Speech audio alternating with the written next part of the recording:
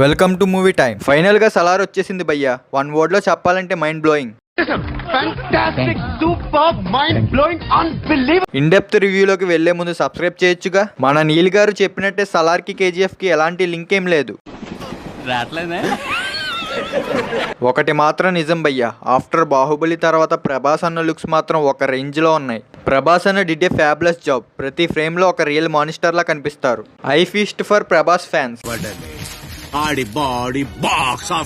ఇంకా ఫైట్స్ గురించి చెప్పనవసరం లేదు, నరుకుడే. ఆ కట్అవుట్ కి ఆ ఫైట్స్ కి థియేటర్ పగిలిపోతున్నాయి అంతే. ఇంటర్వెల్ లో కోల్మైన్ ఫైట్ అండ్ సెకండ్ హాఫ్ లో దాంతెరమ్మ ఫైట్ సీన్స్ ఉంటాయి భయ్యా, బుర్ర పాడైపోతాయి. బీజిఎం విషయానికి వస్తే డీసెంట్ అని చెప్పొచ్చు. ప్రభాస్ అన్న స్క్రీన్ మీద కనిపిస్తే చాలు ఆ సీన్స్ ఎలివేట్ అయిపోతున్నాయి. అలా ఉంది మరి. ప్రభాస్ అండ్ పృథ్వీరాజ్ ఫ్రెండ్షిప్ బాండ్కి చాలా బాగా కనెక్ట్ అవుతారు. మూవీకి main plus interval, pre climax and climax భయ్యా. నా పాయింట్ ఆఫ్ వ్యూలో చెప్పాలంటే శృతి హాసన్ మూవీకి మెయిన్ నెగిటివ్. అవసరం లేకపోయినా ఫోర్స్డ్గా పెట్టారనిపిస్తుంది భయ్యా. That's it for the video. మీకు నా రివ్యూ నచ్చితే లైక్ అండ్ సబ్స్క్రైబ్ చేయండి.